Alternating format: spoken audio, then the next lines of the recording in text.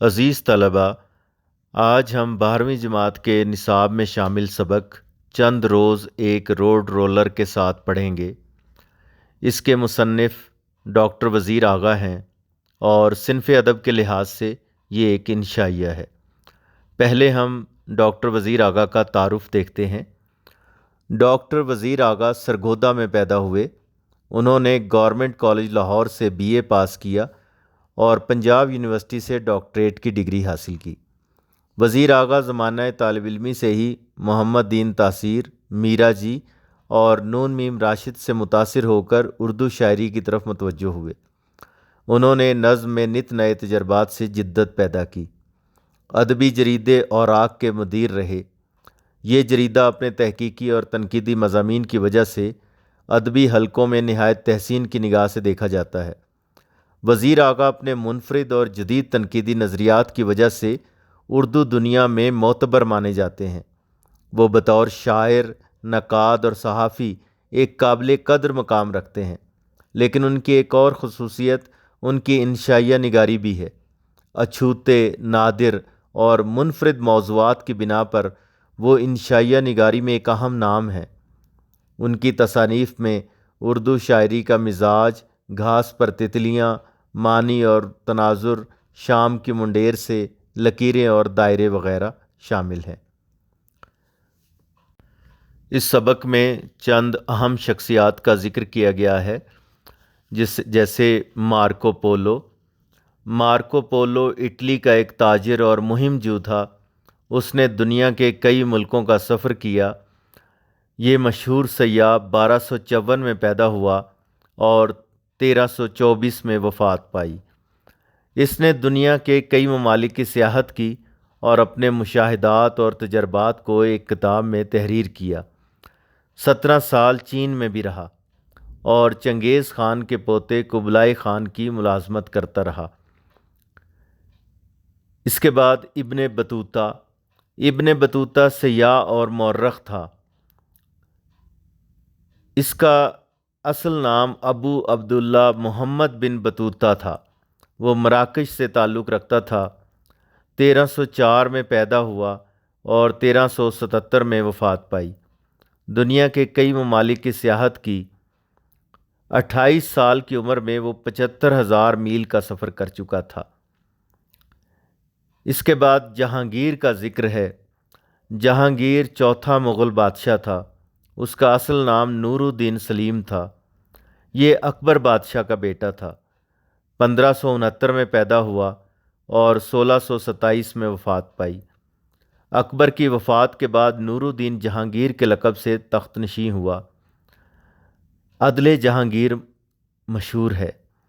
تزکِ جہانگیری کے نام سے اس نے ایک کتاب بھی لکھی۔ اس کے علاوہ اس میں الو کا ذکر ہے۔ الو ایک شکاری پرندہ ہے جو دن کو سوتا ہے اور رات کو جاگتا ہے، رات ہی کو شکار کرتا ہے۔ الو ایک وقت میں 3 اطراف میں دیکھ سکتا ہے۔ اپنے سر اور گردن کو 270 ڈگری زاویے تک گھما سکتا ہے، جس کی وجہ سے یہ اپنی گردن موڑ کر پیچھے کی جانب بھی دیکھ سکتا ہے۔ الو خاموش اڑان بھرتا ہے، یعنی اڑتے وقت دوسرے پرندوں کی مانند اس کے پرندوں کی آواز نہیں آتی۔ افریقہ میں الو کو موت اور بیماری کی علامت سمجھا جاتا ہے، جبکہ جاپان میں اسے خوش بختی کی علامت سمجھا جاتا ہے۔ مشرق میں اسے منحوس سمجھا جاتا ہے اور بے وقوفی کی علامت ہے، جبکہ اہل مغرب اس کی خاموشی اور تنہائی پسندی کی عادت کی وجہ سے اسے فلاسفر پرندہ سمجھتے ہیں۔ اس کے علاوہ اس میں مراقبہ اور سمادھی کا ذکر ہے۔ مراقبہ سے مراد تمام خیالات چھوڑ کر اللہ کی جانب متوجہ ہونا ہے۔ یہ صوفیہ کی خاص مشق ہے جو وہ سیر باطن اور اپنے نفس کے محاسبہ کے لیے کرتے ہیں۔ مراقبہ میں تمام خیالات سے ذہن کو خالی کر کے یکسو ہو کر کسی گوشے میں آنکھیں بند کر کے اور سر جھکا کر اپنے قلب یا نفس پر غور و فکر کیا جاتا ہے۔ اور سمادھی ہندو سادھوؤں میں باطن کی طرف توجہ مرکوز کرنے کا عمل ہے۔ ابھی سبق دیکھتے ہیں۔ پچھلے چند روز سے میرے گاؤں کی کچی سڑک کو پختہ کرنے کے لیے ایک روڈ رولر آیا ہوا ہے۔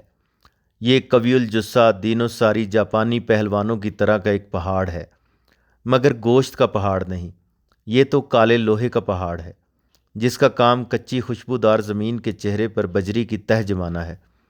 جب یہ ہمارے گاؤں میں داخل ہوا تو بچوں اور کتوں نے اس کا خوب سواگت کیا۔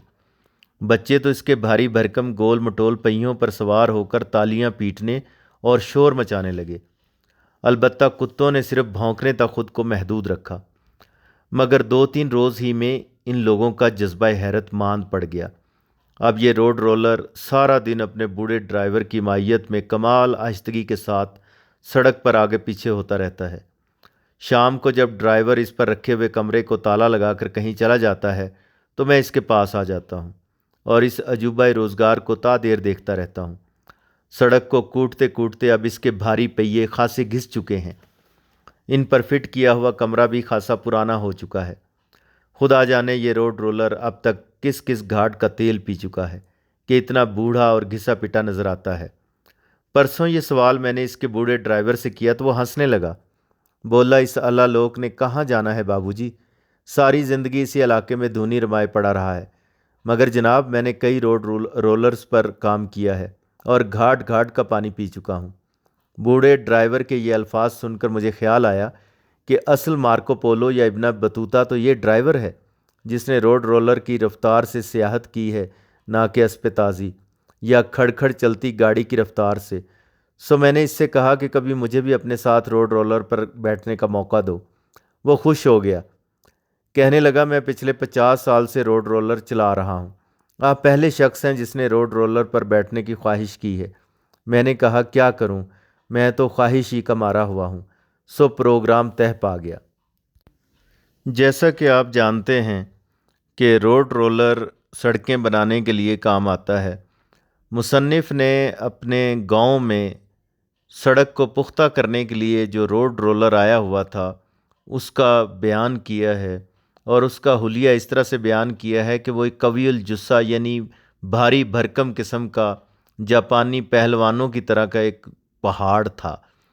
جاپانی پہلوان گوشت کا پہاڑ ہی نظر آتے ہیں، بہت زیادہ موٹے، لیکن یہاں پر یہ کالے لوہے کا پہاڑ تھا۔ مصنف نے مزاح پیدا کرنے کی کوشش کی ہے اور کہتے ہیں کہ جب وہ گاؤں میں آیا تو بچوں اور کتوں نے اس کا خوب سواگت کیا، یعنی اس کا استقبال کیا۔ بچوں کے لیے یہ حیرت کی بات تھی اور کتے بھی اس عجیب و غریب چیز کو دیکھ کر بھونکتے تھے۔ بہرحال کہتے ہیں کہ بچے تالیاں پیٹنے لگے اور شور مچانے لگے اور کتے جو ہیں وہ صرف بھونکتے تھے۔ چند دن کے بعد لوگوں کا جذبہ حیرت کچھ کم ہو گیا، لیکن وہ روڈ رولر اپنے بوڑھے ڈرائیور کے ساتھ سڑک پر چلتا رہتا تھا، آگے پیچھے ہوتا رہتا، ظاہر ہے اس نے سڑک بنانی تھی۔ مصنف کہتے ہیں کہ میں اس عجیب و غریب چیز کو کافی دیر تک دیکھتا رہتا تھا اور میں نے دیکھا کہ اس کے پہیے کافی گھس چکے ہیں اور اس پر بنا ہوا کمرہ بھی پرانا ہو چکا ہے۔ اب مصنف یہ چاہتے تھے کہ اسے اور قریب سے دیکھیں۔ انہوں نے سوال کیا بوڑھے ڈرائیور سے اور اسے کہا کہ یہ کیا ہے اور اتنا گھسا پٹا کیوں نظر آتا ہے؟ وہ ہنسنے لگا۔ اس نے کہا کہ یہ ساری زندگی جو ہے روڈ رولر مختلف علاقوں میں سڑکیں بناتا رہا ہے، یہ گھاٹ گھاٹ کا تیل پی چکا ہے۔ اصل محاورہ تو ہوتا ہے گھاٹ گھاٹ کا پانی پینا۔ مصنف نے مزاح پیدا کرتے ہوئے کہا ہے کہ گھاٹ گھاٹ کا تیل پی چکا ہے، کیونکہ روڈ رولر ظاہر ہے کہ ڈیزل یا پیٹرول سے چلتا ہے، تو جسے عام طور پر تیل کہا جاتا ہے۔ بوڑھے ڈرائیور کی بات سن کر مصنف کو مارکو پولو اور ابن بطوطہ یاد آ جاتے ہیں، کیونکہ یہ سیاح تھے اور مختلف علاقوں اور ملکوں کی سیر کرتے رہتے تھے۔ انہوں نے سوچا کہ یہ روڈ رولر کے ساتھ یہ ڈرائیور بھی سیر کرتا رہا ہے اور یہ روڈ رولر بھی سیر کرتا رہا ہے۔ حالانکہ یہ اس طرح کی سیر نہیں ہے، لیکن مصنف نے ایک طرح سے مزاح پیدا کیا اور یہ بتانے کی کوشش کی کہ وہ ڈرائیور جو 50 سال سے روڈ رولر چلا رہا ہے، آخر اس نے مختلف علاقوں کی سیر اسی طریقے سے کی ہوگی۔ مصنف نے خواہش ظاہر کی کہ وہ روڈ رولر پر بیٹھنے کے خواہش مند ہیں اور ڈرائیور نے ان کی بات مان لی۔ چنانچہ یہ پروگرام طے ہو گیا اور دوسرے روز وہ روڈ رولر پر سوار ہو گئے۔ اب ہم آگے پڑھتے ہیں کہ دوسرے روز میں روڈ رولر پر سوار ہو گیا۔ یہ کام اتنا ہی مشکل تھا جتنا کسی زمانے میں ہاتھی پر چڑھنا، مگر جس طرح آدمی ایک بار ہاتھی کے عہدے میں بیٹھ جائے تو اس کے دل کی انار کلی کھل جاتی ہے اور وہ خود کو شہنشاہ جہانگیر سمجھنے لگتا ہے، بالکل اسی طرح جب میں روڈ رولر کے کمرے تک پہنچنے میں کامیاب ہو گیا تو مجھے محسوس ہوا کہ میں زندگی کی کسی نئی سطح پر اٹھایا ہوں۔ تب ایک ہلکے سے جھٹکے کے ساتھ روڈ رولر چل پڑا، مگر تادیر میں یہ فیصلہ نہ کر سکا کہ وہ چل پڑا ہے یا بھی رکا ہوا ہے۔ یہ سڑک جس پر وہ کام کر رہا تھا نہر کے ساتھ ساتھ بنائی جا رہی ہے۔ میں نے روڈ رولر کی رفتار کا اندازہ لگانے کے لیے ایک نظر نہر کے پانی پر ڈالی۔ پانی کی سطح پر کسی پرندے کا ایک پر بہتا چلا جا رہا تھا۔ دیکھتے دیکھتے وہ روڈ رولر کے برابر سے گزرا اور پھر گزرتا ہی چلا گیا۔ ایک بار پھر مجھے شک پڑا کہ روڈ رولر شاید ابھی چلا نہیں ہے، مگر نہیں، وہ تو چل رہا تھا۔ وہ دراصل ٹھہراؤ اور رفتار کے عین درمیان کی حالت میں تھا، یعنی ایک زاویے سے دیکھیں تو ٹھہرا ہوا نظر آئے، دوسرے زاویے سے دیکھیں تو حرکت کرتا ہوا۔ مجھے اس سے پہلے ٹھہراؤ اور رفتار کے درمیانی وقفے کا کبھی تجربہ نہیں ہوا تھا۔ اب یہ تجربہ ہوا تو میں کھل اٹھا۔ گھنٹہ بھر کے لگاتار سفر کے بعد ہم نے بمشکل 50 گز کا فاصلہ طے کیا ہوگا کہ روڈ رولر ایک گھنے درخت تک پہنچ گیا اور پورے 15 منٹ تک اس نے درخت کے سائے کو پار کرنے میں لگا دیے۔ چنانچہ مجھے یہ موقع ملا کہ میں درخت کے چتنار کو بغور دیکھ سکوں۔ میں نے دیکھا کہ درخت کی شاخوں میں پرندے بااطمینان بیٹھے تھے۔ کوئی اور سواری ہوتی، مثلا تانگا، اسکوٹر، ٹریکٹر یا ٹرک، تو وہ ڈر کر اڑ گئے ہوتے، لیکن روڈ رولر کی آہستہ خرامی نے انہیں قطعاً بے چین نہیں کیا تھا۔ انہی پرندوں میں مجھے ایک بل بتوڑی یعنی چھوٹے الو کی مادہ اپنے 3 نٹکھٹ نونہالوں کے ساتھ ایک شاخ پر بیٹھی دکھائی دی۔ میں نے دیکھا کہ ماں بیٹے بڑی حیرت سے روڈ رولر کو دیکھ رہے تھے۔ وہ اتنے حیرت زدہ تھے کہ ان کے گول گول دیدے آنکھوں کے سوراخوں سے باہر نکل آئے تھے۔ تب بل بتوڑی نے ہو کی آواز نکالی، اور عجیب بات یہ ہے کہ اس بے لفظ بھاشا کا مفہوم فی الفور میرے سمجھ میں آنے لگا۔ مجھے یوں لگا جیسے وہ کہہ رہی ہو، رفتار ہی انتشار ہے۔ پرندوں میں الو کو فلاسفر کہا گیا ہے۔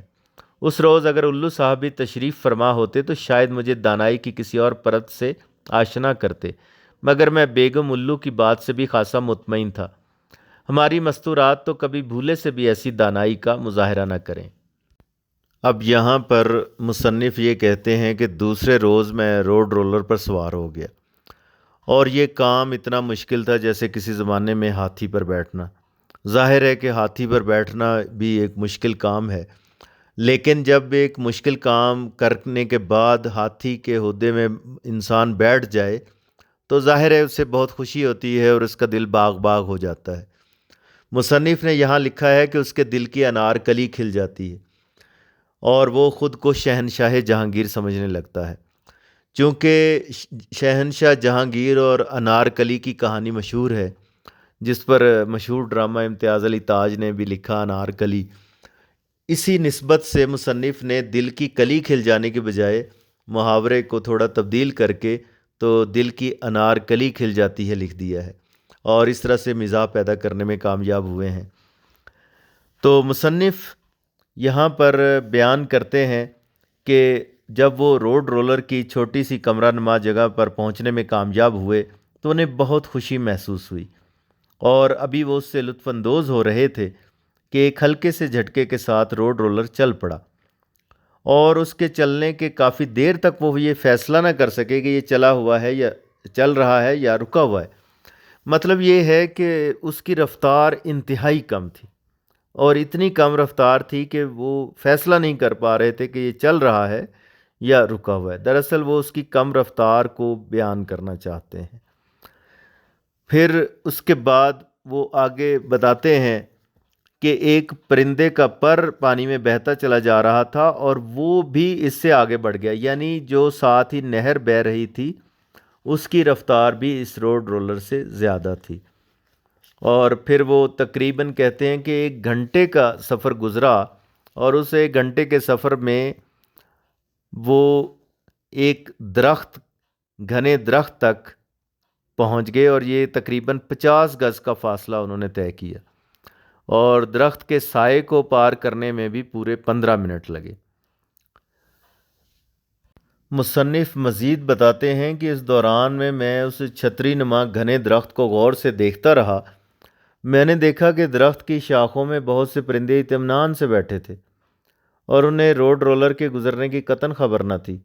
लेकिन अगर कोई और सवारी होती, मसलन तांगा, मोटरसाइकिल, ट्रैक्टर या ट्रक वगैरह, तो परिंदे लाजमी उससे डरकर उड़ गए होते। लेकिन रोड रोलर की सुस्त रफ्तारी ने उनमें कोई हरकत पैदा न की और वो अपनी दुनिया में मस्त रहे। इससे आगे पढ़ते हैं। मैंने ज़िंदगी भर रेल में सफ़र किया है या फिर कार में। दोनों सवारियां जब रफ्तार पकड़ती हैं तो हर शे अथल पुथल हो जाती है। यूं लगता है जैसे उनकी रफ्तार एक तेज़ चमकती हुई दो धारी तलवार की तरह हस्त के सीने में उतर गई है और ठहरी हुई अशिया ज़ख्मी होकर तड़पने लगी हैं। मगर मैंने नहर, पुल या कार में सफ़र करते हुए हमेशा ये महसूस किया कि रेल या कार तो आगे को हरकत करती है, जबकि वो अशिया जिन्हें ये ठोकर लगाकर कच्ची नींद से बेदार करती हैं, एक अमले माकूस का मुजाहरा करते हुए पीछे की तरफ उठ भागती हैं। दरख्त, टीले, मकान, फैक्ट्रियाँ, पुल, दरिया और नहरें, ये सब रेल या कार की उल्टी समत इतनी तेज़ रफ्तारी से भागती हैं कि इंसान सोचता है शायद ये घर पर कोई कीमती शय भूल आई हैं और अब जल्द अज जल्द वापस जाकर उसे अपनी तहवील में लेना चाहती हैं। तेज़ रफ्तार सवारी पूरे माहौल को ही लर्ज़ाए बरांदाम नहीं करती, इसे एक मुसलसल तब्दीली से हमकिनार भी कर देती है। आप किसी शय पर भी नज़रें जमा नहीं पाते। अभी जो शय नज़र की गिरफ्त में आई थी वो अब कहाँ है? नहर किनारे कपड़े धोती हुई देहाती दोशीज़ा, मकान की छत से सड़क को बेमानी नज़रों से देखती हुई एक बूढ़ी औरत, चारपाई पर दराज एक शख्स और चारपाई को उठाए हुए दो आदमी, ऊँटों की एक लंबी कतार और ऊँटों पर बैठे हुए सुर्खों सफ़ेद बच्चे। किसी शय को भी बका नहीं। हर शय एक लम्हे के लिए स्क्रीन पर आती है और फिर गायब। इंसान सोचता है कि वाकई तगैर को सबात है और ज़िंदगी और कायनात कोई ठोस बुनियाद नहीं रखती, ये तो महज आने जाने का एक सिलसिला है। मगर रोड रोलर पर बैठते ही एक बिल्कुल नए बूत का एहसास होता है। रोड रोलर इर्द गिर्द की दुनिया को जगाता तो है, मगर उसे हड़बड़ा कर उठ भागने पर माइल बिल्कुल नहीं करता। यही शायद इसका असल कमाल है। दुनिया अगर सोई रहे तो समझो ये एक मुर्दा शय है, पत्थर की एक सिल है, मगर जब ये सिल ठोकर लगते ही अपनी आंखें आहिस्तगी से खोल दे और फिर मीठी नज़रों से चारों ओर देखने लगे तो समझो अब ये हस्त का बेजान फैलाव नहीं रही, बल्कि मौजूदगी की एक खनकती हुई काश बन चुकी है। बस यही असल बात है। और उस रोज़ रोड रोलर पर बैठते ही मुझे मौजूदगी से पहली बार जो तारुफ हासिल हुआ वो इसी नौइयत का था। मुझे यूं लगा जैसे सामने की पहाड़ियां, नहर, दरख्त, परिंदे और खेत जो ना जाने कब से रुके खड़े थे, यकायक अपने होने, अपनी मौजूदगी का ऐलान करने लगे हैं। आज से पहले मैं अक्सर सोचता कि अगर रफ्तार कम से कम की जा सके तो हस्त के लिबास की बुनत में जगह जगह सुराख और झुर्रियाँ नमूदार हो जाएंगी, जिनमें से अब्दियत की रोशनी छन छन कर निकलने लगेगी और मैं इस नूर में पूरी तरह भीग जाऊंगा। मुराकबे या समाधि में डूब जाने वाली अपनी रफ्तार को कम से कम सतह पर लाकर शायद इसी सुहानी कैफियत से मुतारिफ होने के मुतमन्नी हैं। मगर आज मुझे यूं लगा है जैसे मौजूदगी हस्त के रुके हुए बेजान वजूद का नाम नहीं है और ना ये हस्त के मरकत पर चढ़ा हुआ रेशम का एक महीन गलाफ है, बल्कि बजाय खुद एक पूरी तरह गुंदी हुई एक भरपूर शय है, जिसकी एक अपनी शख्सियत, अपना किरदार और अपनी रफ्तार है। मुझे रोड रोलर पर सफ़र करते हुए अब तकरीबन 2 घंटे हो चुके थे। सो मैंने ड्राइवर से कहा कि बाबा जी अब मुझे उतार दें, मैं वापस घर जाना चाहता हूँ। ड्राइवर ने कहा कोई बात नहीं, मैं रोड रोलर पर आपको घर छोड़ आता हूँ। मगर मैंने कहा शुक्रिया, मुझे ज़रा जल्दी घर पहुँचना है।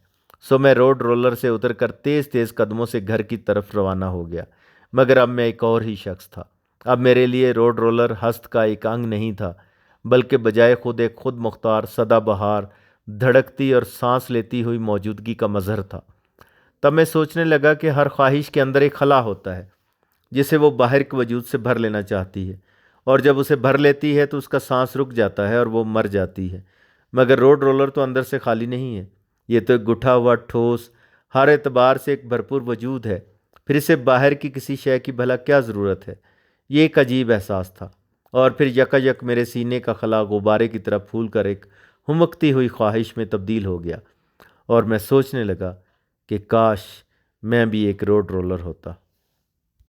مصنف بتاتے ہیں کہ میں نے تمام عمر ریل گاڑی یا کار میں سفر کیا، اور یہ جب دونوں چیزیں رفتار پکڑتی ہیں تو ارد گرد کی چیزوں کو الٹ پلٹ کر دیتی ہیں اور وہ پیچھے بھاگتی ہوئی نظر آتی ہیں۔ لیکن یہ روڈ رولر جو ہے یہ ارد گرد کی دنیا کو جگاتا ضرور ہے، مگر اسے الٹ پلٹ نہیں کرتا اور چیزوں کو گھبرا کر اٹھ بھاگنے پر مجبور نہیں کرتا۔ یہ اس کی سب سے بڑی خوبی ہے۔ اور وہ یہ کہتے ہیں کہ مجھے معلوم ہوا کہ موجودگی ہی زندگی کا اصل حسن ہے۔ وہ کہتے ہیں کہ میرے سامنے نظر آنے والی تمام اشیاء جیسے پہاڑ، نہر، دریا، پرندے، کھیت، وہ ساکن کھڑے ہوئے تھے، لیکن تیز رفتاری کی وجہ سے ہم موجودگی کا احساس نہیں کر پاتے۔ بقول شاعر، ہم کو مطلوب ہیں کچھ فیصلے جلدی جلدی، کرۂ ارض ذرا تیز گھمایا جائے۔ وہ کہتے ہیں کہ پہلے میں سوچا کرتا تھا کہ اگر کسی طریقے سے کم کی جا سکے تو ہست یعنی زندگی کے لباس کی بنت میں جگہ جگہ سوراخ ہو جائیں گے اور ہمیشگی کی روشنی اس میں سے چھن چھن کر نکلتی محسوس ہوگی اور میں اس روشنی میں بھیگ جاؤں گا۔ صوفیہ جس طرح مراقبے کی مشق کرتے ہیں اور خالی الذہن ہو کر کسی گوشے میں سر جھکا کر بیٹھ جاتے ہیں اور پھر آنکھیں بند کر کے باطن کی سیر کرتے ہیں، اور اس مشاہدہ غیبی کے ساتھ انہیں ذہنی سکون حاصل ہوتا ہے اور انسان جو ہے وہ یکسو ہو کر ایک نقطے پر غور و فکر کرنے کی عادت اس میں پیدا ہوتی ہے، تو شاید ان کا مقصد بھی یہ ہے کہ مراقبے کے ذریعے اپنی رفتار کو کم سطح پر لا کر ایک سوہانی کیفیت سے متعارف ہونا۔ تو مصنف کہتے ہیں کہ مجھے آج ایسا محسوس ہو رہا تھا جیسے موجودگی زندگی کے رکے ہوئے بے جان وجود کا نام نہیں ہے، اور نہ ہی یہ زندگی مرکز پر چڑھا ہوا کوئی ریشمی مہین سا غلاف ہے، بلکہ یہ ایک بھرپور شے ہے اور جو پوری طرح گندھی ہوئی ہے، اور اس کی ایک اپنی شخصیت ہے، اپنی پہچان ہے، اپنا کردار ہے اور اپنی رفتار ہے جو اس کے ہونے کی خبر دیتی ہے۔ آہستہ رفتار ایک بھرپور زندگی ہے۔ بقول منیر نیازی، منیر اس ملک پر آسیب کا سایہ ہے یا کیا ہے کہ حرکت تیز تر ہے اور سفر آہستہ آہستہ۔ مصنف یہ کہتے ہیں کہ روڈ رولر پر تقریباً 2 گھنٹے سفر کے بعد انہوں نے ڈرائیور سے کہا کہ اب میں گھر جانا چاہتا ہوں۔ ڈرائیور نے کہا کہ میں آپ کو روڈ رولر پر ہی گھر چھوڑ آتا ہوں، لیکن مصنف شکریہ ادا کرتے ہیں اور کہتے ہیں کہ نہیں، مجھے جلدی گھر پہنچنا ہے۔ اصل میں وہ کہتے ہیں کہ میری کیفیت اب بدل چکی تھی، اب میں زندگی کی موجودگی اور اس کی خوبصورتی اور حقیقت سے آشنا ہو چکا تھا۔ مجھ پر رفتار اور قیام کا فلسفہ عیاں ہو چکا تھا۔ رفتار تیز ہو تو ہم زندگی کی خوبصورتی کو محسوس نہیں کر سکیں گے۔ ہر چیز ایک لمحے کے لیے سکرین پر نمودار ہوگی اور پھر گزر جائے گی، جبکہ رفتار اگر کم ہوگی تو ہم زندگی کی موجودگی اور اس کی خوبصورتی کو محسوس کر سکیں گے۔ دراصل اس سبق کا یہی مرکزی خیال ہے، اور اس انشائیہ میں ڈاکٹر وزیر آغا جو پیغام دینا چاہتے ہیں یا جو وہ سمجھانا چاہتے ہیں وہ پیغام یہی ہے کہ تیز رفتاری سے ہم زندگی کی خوبصورتی کو محسوس نہیں کر سکتے۔ رفتار اگر کم ہوگی تو ہم زندگی کی موجودگی اور اس کی خوبصورتی کو محسوس کر سکیں گے۔ چنانچہ روڈ رولر سے اترنے کے بعد اب مصنف کہتے ہیں کہ میں ایک اور ہی شخص تھا، اور میرے لیے روڈ رولر زندگی کا ایک انگ نہیں تھا بلکہ خود مختار سدا بہار سانس لیتی زندگی کا مظہر تھا۔ یعنی ہر چیز میں زندگی کا حسن موجود ہے، ہمیں اپنی رفتار کم سے کم کر کے اسے محسوس کرنا ہوگا۔ وہ سوچنے لگے کہ ہر خواہش کے اندر ایک خلا ہوتا ہے جسے وہ باہر کے مادی وجود سے بھر لینا چاہتی ہے، اور جب وہ اس کو خلا کو بھر لیتی ہے تو اس کا سانس رک جاتا ہے اور دم گھٹنے لگتا ہے اور خواہش مر جاتی ہے۔ روڈ رولر اندر سے خالی نہیں ہوتا ہے، لہٰذا اس میں یہ خامی نہیں۔ روڈ رولر ایک مضبوط، ٹھوس اور ہر اعتبار سے بھرپور وجود ہے، اسے باہر کی کسی شے سے خود کو بھرنے کی ضرورت نہیں ہوتی۔ یہ قناعت اور تسلیم و رضا کا مقام صوفیاء کو بڑی محنت و مشقت، مراقبوں اور ریاضتوں کے بعد حاصل ہوتا ہے۔ روڈ رولر کے سفر کے بعد میرے اندر ایک عجیب سا احساس تھا۔ پھر اچانک میرے سینے کا خلا کسی غبارے کی مانند پھول کر ایک خواہش میں تبدیل ہو گیا، اور میں سوچنے لگا کہ کاش میں بھی ایک روڈ رولر ہوتا، تاکہ میرا وجود بھی اندر سے خالی نہ ہوتا بلکہ روڈ رولر کی طرح بھرا ہوا ہوتا۔ عزیز طلبہ، اس سبق میں جو مشکل الفاظ استعمال ہوئے ہیں ان کے معنی بھی دیکھ لیں، اور اس میں جو چند ایک الفاظ میں دہرا دیتا ہوں، جیسے انشائیہ نگاری، مختصر ادبی تحریر جس میں ذاتی تاثرات بیان کیے جائیں، عجوبہ روزگار یعنی دنیا میں ایک منفرد چیز، قوی الجثہ یعنی بھاری جسم کا، نقاد تنقید کرنے والا، معیت میں یعنی موجودگی میں، ہمراہی میں، اللہ لوک اللہ والا جسے دنیا داری کی زیادہ سمجھ نہ ہو، دھونی رمائے بیٹھنا یعنی آگ کے گرد بیٹھنا اور عبادت کرنا، اسپِ تازی یعنی تیز گھوڑا، عربی گھوڑا، ہودے پر یعنی ہاتھی پر بیٹھنے کے لیے جو بنائی جانے والی لکڑی ہوتی ہے، نٹ کھٹ یعنی شرارتی، بھاشا زبان، پرت طے، عمل معکوس الٹ عمل، بل بطوڑی چھوٹے الو کی مادہ، مستورات عورتیں، ہست زندگی، تغیر تبدیلی، بنت بناوٹ، ثبات اپنے حال پر قائم رہنا، بقا، ابدیت ہمیشگی، مظہر اظہار۔ امید ہے کہ یہ سبق اب آپ اچھے طریقے سے سمجھ گئے ہوں گے۔ سلامت رہیے۔